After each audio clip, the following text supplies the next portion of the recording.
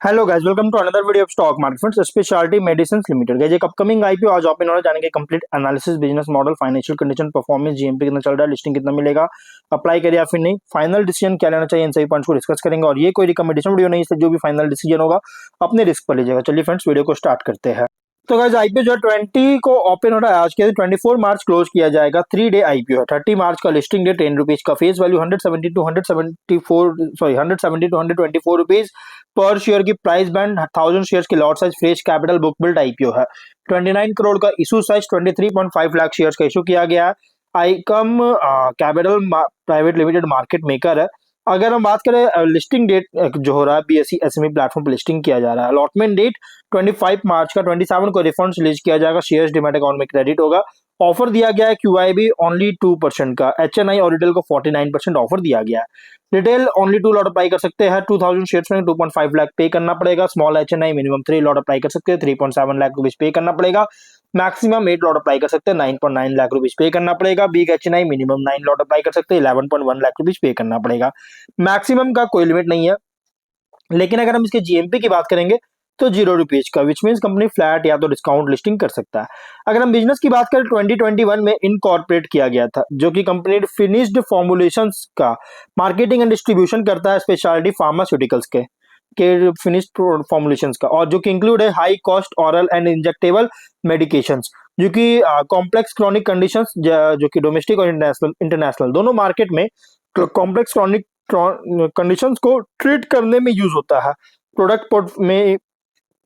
Portfolio में include है wide range of speciality pharmaceuticals, जो कि फिनिश्ड फॉर्मुलेशन प्रोडक्ट, जो कि अवेलेबल है अलग अलग डोजेस में, जैसे tablets, capsules, cream, syrup, eye drop, gels, infusion, inhalers, injections, nasal spray, ointment, ophthalmic solutions, oral solutions, सैचेज और सस्पेंशंस।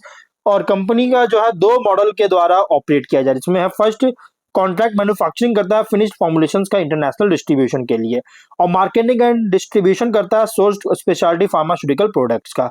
और कंपनी ने अपने अलग अलग कंट्री जैसे Jordan, Ethiopia, Uganda, Peru, Namibia, इन सभी कंट्रीज में प्रोडक्ट्स पेंडिंग और रजिस्टर्ड के साथ इंटरनेशनली एक्सपैंड कर चुका है, जो कि डिस्ट्रीब्यूशन नेटवर्क बिल्ड किया है। स्ट्रॉन्ग रिलेशनशिप 20 स्टेट्स में, पूरे इंडिया में 20 स्टेट्स में, और वर्ल्ड वाइड अगर बात करें तो वर्ल्ड में 35 से भी ज्यादा कंट्रीज में इसका प्रेजेंस है। 28 फेब के अकॉर्डिंग 7 प्रोडक्ट्स रजिस्टर्ड किया है ओवरसीज, और 54 प्रोडक्ट्स जो है रजिस्ट्रेशन प्रोसेस में है 5 कंट्रीज में। तो ओवरऑल अगर बात करें तो कंपनी जो है इंगेज है finished formulations of pharma speciality pharma products globally, जो है इसके मार्केटिंग और डिस्ट्रीब्यूशन में। और अगर हम फाइनेंशियल की बात करेंगे तो कंपनी का जो फाइनेंशियल है 24 देखिए एसेट्स है 45.5 करोड़ का, नेटवर्थ 36.5 करोड़ का, रिजर्व्स 30 करोड़ का, डेट है 4.8 करोड़ का। रेवेन्यू प्रॉफिट 24 में 27.6 करोड़ का रेवेन्यू, 3 करोड़ का प्रॉफिट। 25 में 58.5 करोड़ का रेवेन्यू, 8.6 करोड़ का प्रॉफिट। अक्टूबर मंथ में 37 करोड़ का रेवेन्यू, 6 करोड़ का प्रॉफिट है। फाइनेंशियल अगर देखा जाए, टॉप लाइन में तो अच्छी ग्रोथ है, बट जो बॉटम लाइन है 24 में अगर देखें, सरप्राइजिंग बूस्ट देखने को मिला है। बहुत शानदार सर्च किया, जो किसी डाउट ही क्रिएट नहीं कर रहा है, बल्कि आगे चलकर सस्टेनेबिलिटी को लेकर कंसर्न रेज भी कर रही है, कंसर्न रेज कर रहा है इसका सस्टेनेबिलिटी को लेकर। ऑब्जेक्टिव क्या है, तो कंपनी रेवेन्यू सिटी सर्वे में एक R&D सेंटर का सेटअप करना चाहती है गुजरात में, और वलसद गुजरात में है। और इंटरनेशनल मार्केट्स और प्रोडक्ट डेवलपमेंट में प्रोडक्ट रजिस्ट्रेशन करना चाहता है इंटरनेशनल मार्केट्स में सेल करने के लिए। मार्केटिंग एंड प्रमोशनल एक्टिविटीज में के लिए फंडिंग करना चाहता है। वर्किंग कैपिटल रिक्वायरमेंट और जनरल कॉर्पोरेट पर्पस के लिए फंडिंग चाहता है। रेशियोज में ROE 18, ROCE, RONWPAT मार्जिन 16.6 % के आसपास है, और EBITDA margin 17.7%। Debt to equity 0.1 time का, PB 2.2, पी रेशियो 9.3 टाइम का, प्रोमोटर होल्डिंग पे रेशियो 59.7% का, मार्केट कैप 109 करोड़ के अराउंड होगा। कंपनी के प्रोमोटर पार्थ वी गोयानी सुमित बाबू भाई इसके प्रोमोटर है। तो कंपनी का जो प्राइस बैंड जो रखा गया है, अगर देखा जाए तो बहुत ही आकर्षक प्राइस बैंड रखा गया, लुक्रेटिवली प्राइस रखी गई है, क्योंकि हायर प्रॉफिट जो है रिसेंट ईयर्स में शो किया है। और लेकिन ये स्मॉल इक्विटी बेस है, जो कि पोस्ट आईपीओ इंडिकेट कर रहा है कि मेन बोर्ड माइग्रेशन लेने के लिए लंबा टाइम ले सकती है। लेकिन अगर हम इसके कॉम्पिटिटर की बात करें तो इसके कॉम्पिटिटर है रेमस फार्मास्यूटिकल्स, ट्राइडेंट लाइफलाइन और मोनो फार्मा केयर, इसके कॉम्पिटिटर जो कि सेम बिजनेस प्रोवाइड करता है। वहीं अगर हम स्वॉट एनालिसिस करेंगे तो स्ट्रेंथ अगर देखा जाए तो speciality pharmaceutical distribution marketing sector में ऑपरेट हो रहा है। हाई वैल्यू मेडिकेशन मेडिसिन जो कि थेराप्यूटिक एरिया जैसे ऑन्कोलॉजी, नेफ्रोलॉजी, क्रिटिकल केयर में फोकस कर रही है। एसेट लाइट मॉडल है जो कि प्राइमरीली हैंडल करता है सोर्सिंग, मार्केटिंग और डिस्ट्रीब्यूशन का, मैन्युफैक्चरिंग का जो है सो हैंडल नहीं करता है। ग्लोबल सोर्सिंग नेटवर्क जो कि स्पेशलाइज्ड और हाई मार्जिन फार्मास्यूटिकल प्रोडक्ट्स को एक्सेस करने में इनेबल करता है। स्ट्रॉन्ग ग्रोथ है रेवेन्यू और प्रॉफिटेबिलिटी में, जो कि बिजनेस मोमेंटम को इंप्रूव करता हुआ इंडिकेट कर रहा है। हेल्थ केयर डिमांड भी जो है स्टेबल और non cyclical long term growth base provide करता है। वीकनेस की बात करेंगे तो थर्ड पार्टी मैन्युफैक्चरर पर डिपेंडेंट है प्रोडक्ट सप्लाई के लिए। स्केल इसका बहुत ही स्मॉलर, मतलब बहुत छोटा है अगर लार्ज फार्मास्यूटिकल कंपनीज या डिस्ट्रीब्यूटर से कंपेयर करें। और लिमिटेड कंट्रोल है प्राइसिंग और प्रोडक्ट अवेलेबिलिटी पर के ऊपर, सप्लायर्स पर रिलायंस होने के कारण, सप्लाई पर डिपेंडेंस होने के कारण, और वर्किंग कैपिटल इंटेंसिव भी है इन्वेंट्री और डिस्ट्रीब्यूशन साइकिल्स के कारण।